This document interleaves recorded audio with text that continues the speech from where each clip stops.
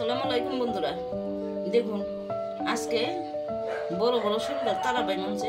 এবার আমি একটা বড় সাইজের আলু দিয়েছি আর দুটো বেগুন দিয়ে আমি সুন্দর করে ভুনা করবো। কিভাবে করি দেখুন বন্ধুরা। চুলায় তেল বসাই দিছি কড়াইতে, এখন দিয়ে দেবো পেঁয়াজের কুচি।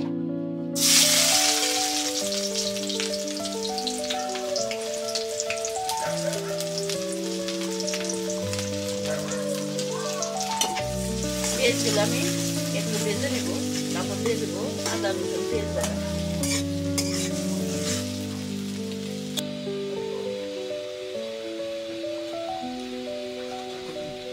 বন্ধুরা দেখুন পেঁয়াজ বাটা আদা রসুন বাটা দিয়ে দিলাম। একটু পানি অ্যাড করে দেবো।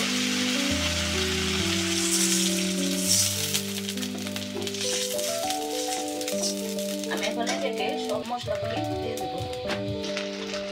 দিয়ে দিলাম হলুদের গুঁড়া, মরিচের গুঁড়া, বাই মাছ বন্ধুরা আমি জাল একটু বেশি দেবো। কিছুটা কাঁচামরিচের ফালি,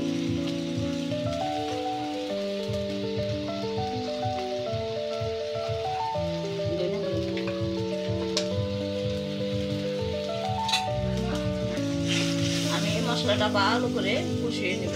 মশলায় তেল ছেড়ে দেওয়া লাগবে।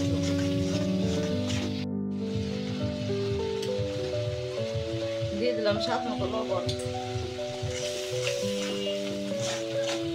বন্ধুরা দেখুন মশলায় তেল ছেড়েছে, এখন আমি মাছগুলি দিয়ে দেবো। মাছগুলি ভালো করে কষিয়ে নেব।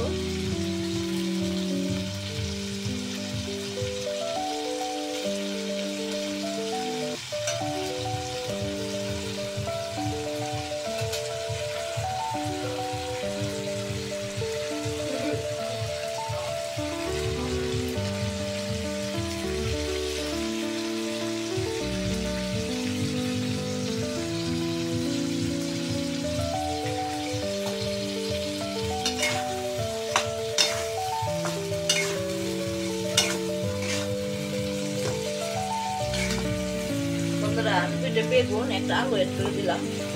এটাও মাছের সঙ্গে কষিয়ে নেবো। এইভাবে ছোট ছোট করে নিয়েছি। এইভাবে আপনারা বাই মাছ রান্না করে খেয়ে দেখেন, এটা খুব মজার তরকারি, খুব ভালো লাগে। মাখা মাখা ঝোল মাছের সাথে সবজিটাও কষিয়ে নেব।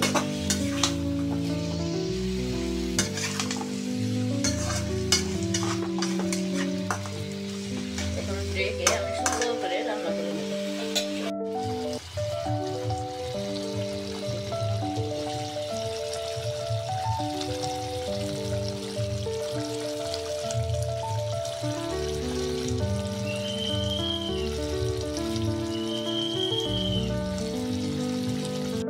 তরকারি কষাই নিয়েছি, এখন সামান্য একটু জল দিয়ে দেবো আলুটা সিদ্ধ হওয়ার জন্য। আমি এটা খুব অল্প জল রাখবো, মাখা মাখা। বন্ধুরা বড় বাইম এইভাবে রান্না করে খাবেন, এরকম দেশি তারা বাইম। এটা একেবারে বড়টা আমার সবচেয়ে ভালো লাগে না, এটা এইভাবে করলে খুব ভালো লাগে। বন্ধুরা রমজান আসছে পর থেকে বেশিরভাগ অসুস্থ থাকি, আমি এমনিই অসুস্থ। এর জন্য গ্যাস থাকে না আমাদের এলাকায়, এর জন্য আমি ঠিক মতো ভিডিও বানাইতে পারি না, তার জন্য আমি দুঃখিত। বন্ধুরা আমার রান্না যদি আপনাদের কাছে ভালো লেগে থাকে, আমার ইউটিউব চ্যানেলকে সাবস্ক্রাইব করবেন, লাইক দিবেন, কমেন্ট করবেন। ফেসবুক চ্যানেলকে বেশি বেশি করে শেয়ার দিবেন, কমেন্ট করবেন, লাইক দিবেন।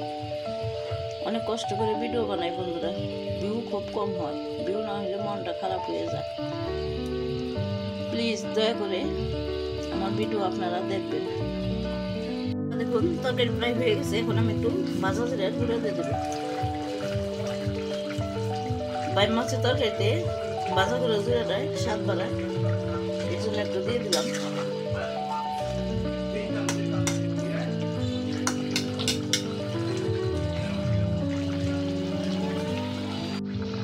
আমার রান্না কমপ্লিট, এখন আমি নামিয়ে পরিবেশন দেব।